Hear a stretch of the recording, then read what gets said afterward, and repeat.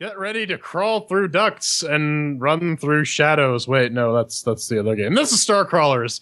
It's from Juggernaut Games, built on the Unity engine. You can tell because of the giant blue screen that pops up when you launch the game. It's about $20 in your local currency. What is it? StarCrawlers is a modern take on a classic cRPG dungeon crawler set in the gritty spacepunk universe. Build a crew of renegade adventurers on the fringes of spec, taking jobs from megacorps to hunt bounties, sabotage rivals, and conduct corporate espionage. These folks sent us some keys, so let's...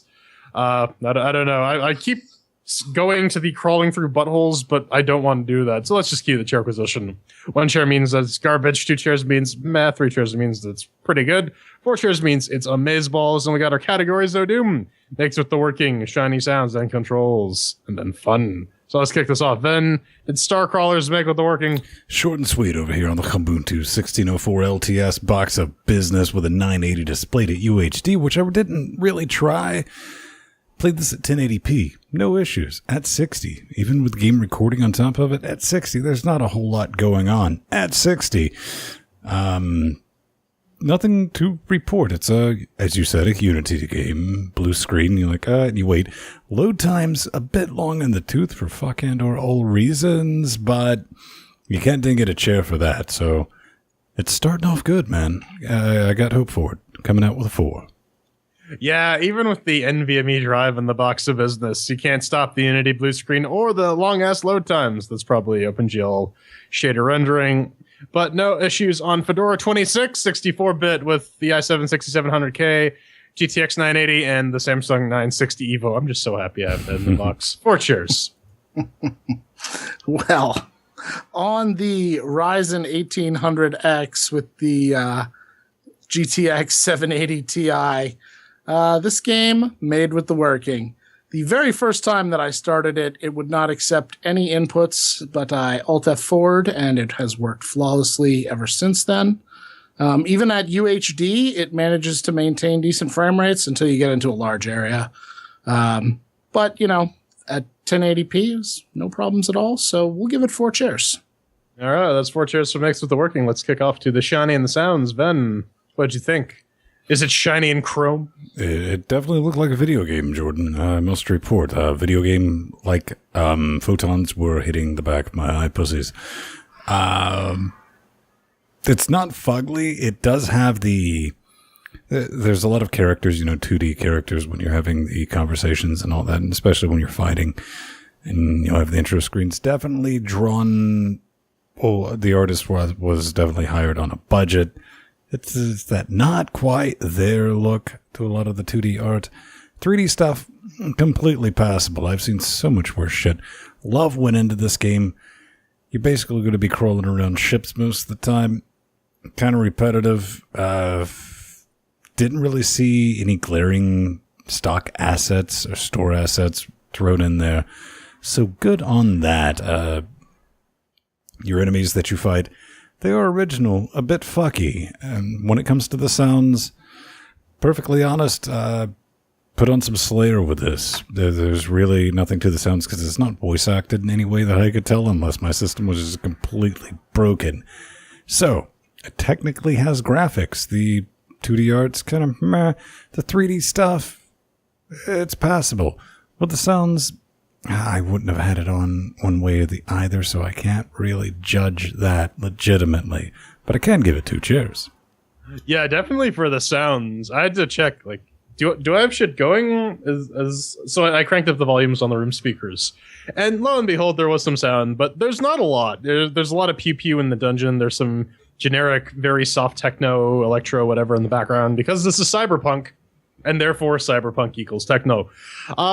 There's the hand-drawn art in the management section and the 3D art in the actual dungeon crawly section. I didn't really feel that there's that big of a dissonance there, and the art's relatively well done. It has its own style, and I think that's perfectly fine. The 3D stuff is good. There's no, like Vince said, there's no stock assets. Everything looks like it should. The dungeons do get a little monotonous at times. I'll get to that a little bit more in the fun section, but I had no issues. This is a pretty good looking game for an indie studio. I'd give it 3 cheers, especially for a Unity game. Yeah. Yeah, actually, my first thought when I saw the hub was, oh god, this game is going to be terrible. And then I got into the 3D parts and said, wait, am I still playing the same game here? As it jumped from the hand-drawn art to the, fairly smooth, clean 3D. I was actually kind of reminded of maybe a budget Alien Isolation. The interiors of the ships looked quite nice, I thought. A bit repetitive, perhaps, but pretty solid. Completely uninteractive. That's the only thing that kills me. If you're going to render, keyboards everywhere and you can only hit the one that has the flashy green light on it, what's the point of putting in all those other keyboards, guys? Come on, really? As far as the sounds went, I actually liked the fairly generic techno music. I thought it was pretty decent. The battle sound effects were terrible. It's the same slashing chink sound effect every time you do your slash move, and the same every time there's an electric attack. So based on the strength of the graphics more than the sound, I'm going to give this 3 chairs. Well, that still knocks it down to 2 for the shiny and the sounds. So let's kick this off to Control. Then I hear you love Pool of Radiance. Really digging it, Brad. Really digging it. And hey, check this out. This thing does the one move at a time business. You move in a grid.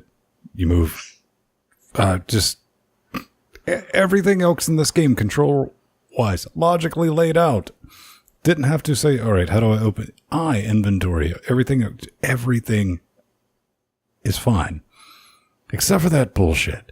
Fuck you and your stupid monkey face for putting that in something with mouse look out of the box enabled, so it doesn't work with your brain when you're moving and you're strafing and you're doing all that. No, it's wrong. It's bad. You should feel bad for doing that, and I'm dinging you a chair for it. But once you get over the move in a grid pattern, if I should say, you can get over that, you have something that is a Unity game, and, for the most part, it works. I mean, you're like fighting sequences, you just click over your abilities and you do that. Kind of boring, kind of repetitive, but we'll get to that in the fun section. So I'll throw it a solid 3. Yeah, back in the day, the whole moving sort of grid by grid, frame by frame thing was a limitation of the technology. If you played games like the SSI Gold Box games, Pool of Radiance, Eye of the Beholder, all that good stuff. These games actually came with a book. And when you run into something, it says, refer to page X on the game manual. And lo and behold, you will get your description and whatnot. Later editions of the games actually integrated all the descriptive text in there. But when you give people like a pseudo first-person mouse look, by default, immediately your brain's going to jump to, oh, I control this like I do in FPS, which is wrong. There's also the issue where when you hit the S and D, sometimes you'll turn, sometimes you won't. It depends, especially in sections where you need to be kind of nimble to like duck past cameras and whatnot. It becomes really, really awkward. The other issue is that the hotkeys are all over the damn place. B is what brings you to your inventory screen. L is what gives you your character abilities. It's just weird as shit. Everything works, so I'm only gonna ding it a chair for that. But yeah, it's weird. 3 chairs. All right, what was fun? Well, I'm going to tell you that the first time that Maitre D bot called in a bus bot. Whoa. This is controls. Oh, this is controls. Whoops, my bad. Okay, controls. Yeah, I promised you some train wreck, and here it is. Controls are your perfectly standard Legend of Grimrock style, moving on the grid, rotating 90 degrees at a time, except that this game does something that I've never seen before in one of those type of games, and it gives you full mouse look. So you can mouse look yourself around 180 degrees and then press up and you'll walk the direction that you're looking. Most of these kind of games kind of limit you to that 90 degree wedge in the direction you're facing with your mouse look. So that was kind of cool. Yeah, other than that, I'm going to have to agree with Jordan. The shortcut keys are scattered all over the place. And I don't know why, but I could never train my brain to properly choose between the rotate and the strafe. Mm-hmm. I would always want to strafe left and end up turning left, or want to turn left and end up strafing left. So, not horrifically broken. They maybe could have figured out something a little better, though. And I'm going to say that maybe the grid should have gone. But 3 chairs. Yeah, one other little nitpick I forgot to mention is, like, there's all sorts of items that are scattered throughout the dungeons, I guess. And depending on where you are, you may or may not be able to interact with them. So there's a little bit of fucking around with that. It's no big deal, but it's still a little nitpick. Anyways, it's 3 chairs for controls. Let's mosey on over to the fun section. Ven, surprise us. Oh, I'm prepared to be surprised and amazed. Not really. Not at all. Not in the slightest. This is Dungeon Crawler. Is not my cup of chainsaw. Like, right out of the box. You know, then the combat's turn-based. So, out of that box, it's already dead to me on top of it. But I still had to go. I still put time in it, because you have to approach these things saying, maybe this will be the one. This is going to be the one that I'm going to kind of like. To this day, the closest turn-based anything that kind of had me come back has been XCOM 2 Gonna Give It To You. Hashtag DMX got locked up again. But here's the thing, man. It's just not fun. I mean, there's nothing here I've not hated on before. I mean, outside of just the blatant fuckery of having the grid-based movement in a 3D environment with a mouse look. Your brain the entire time is going, nope, nope, nope, just hammering on the nope button. This is wrong. And it kind of is. Empty said Legend of Grimrock. That's a good example. That's kind of how I would expect that to work. Or Fight Night. All right, I kind of get it. I understand. Maybe that works better. This, One thing that also drove me crazy, fucked with my fun, what little fun I was able to extract out of this, is every time you engage in battle, you have the enemy in front of you, you approach it, and it's like, oh, fight incoming and all that. They just have like a generic background that has nothing to do with the actual part of the ship or station or wherever you may happen to be. So once you complete the fight, which can take a few minutes, and these are maze-like ships, as far as I was able to get into.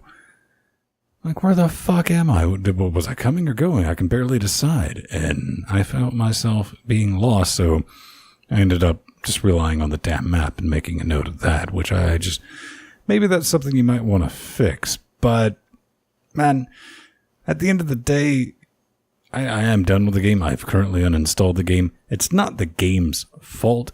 I don't think it brings anything new to the table. I don't like juggling stats. I don't like constantly comparing weapons, loot drops. I know Jordan and Empty are more inclined to these types of games, but yeah, I'm doing this for people like me. Is just like, hey man, I don't like dungeon crawlers all that much, and I sure as fuck don't like turn-based strategy games. This in no way is going to change your mind, and you would also give it 1 chair.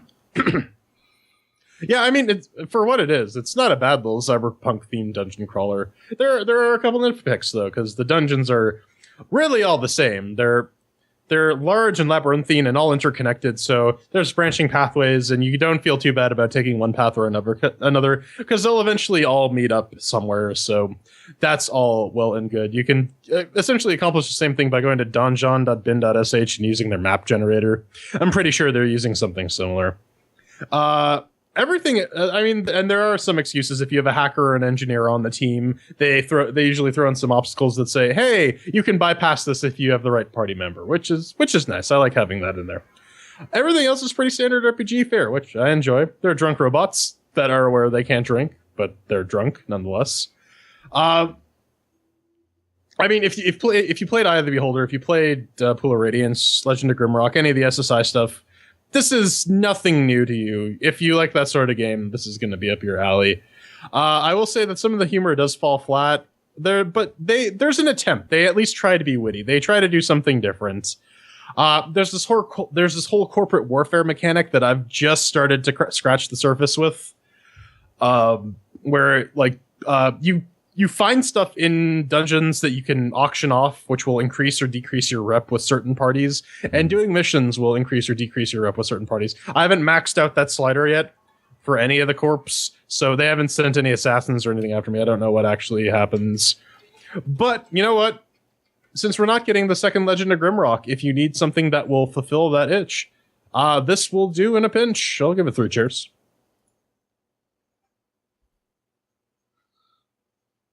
Now, right. MT, now you tell us about the fun. Let's try this again. What was fun and what wasn't? Well, I'm not gonna lie. Some of the humor definitely worked. The first time the maitre d' bot called in a bus bot and the bus bot started throwing dirty plates at me, I may have laughed out loud for a solid minute. But the 15th time that happened, I was no longer laughing, and it felt more like unfun grinding. And that's really where this game goes wrong, is the first time you fight a set of enemies, it's fun. The 10th time you fight the exact same set of enemies, it's not fun anymore. They could have done something like mixing it up, or, different party compositions or anything to just, change your strategies up. But they didn't. So every fight goes exactly the same way. You use the exact same moves again and again in the right order until it's over. No challenge, no real sense of accomplishment when you win, other than the small bit of experience that you get. That's kind of the story of this game. It started out strong and proved that it didn't really have any depth. So I'm going to have to give it 2 chairs. So spooky. I mean, yeah, that's fair. That's 2 chairs for the fun. If we tally everything up, it gets the Strider, aka 2 chairs. So, final thoughts, gentlemen? Mental Jim? Something I didn't bring up with the fun section, just with the grindy, the turn-based fighting and all that. That's bad enough. You brought it up, is the fucking text political bullshit extra layer of, really, I'm already having a fucking bad time game. Now I gotta chug through goddamn 10 minutes of unvoiced dialogue on top of everything else, and the game's like, hell yeah, man. Not a big fan of that. Fuck it. I actually thought I was going to like this game a lot more than I ended up liking it. I was actually having a pretty good time at first as I was kind of, figuring out what was going on. And then I went into this big room and I had to do 10 fights in a row against the exact same set of robots. And by the time I got to the end of that, it wasn't there anymore. There was no joy. There was no excitement. And I think I died soon after, and that was pretty much the end. And I don't think I'm going back. I mean, it's an all right game. I enjoyed it for what it was. Dungeon crawlers are kind of hamstrung with this sort of format. The sort of Neverwinter Nights-esque Sword Coast Legends RPG is sort of a natural evolution of this, where it's an evolution on the old format with fewer limitations, so you can actually show everything and have large, expansive maps. So this will always be some sort of weird, archaic throwback, and if you're not into it, you're not going to be into it. And yeah, definitely really the tension in this game comes from, am I going to have enough hit points by the end of it to actually complete the objective? And if that doesn't do anything for you, it's not going to do anything for you.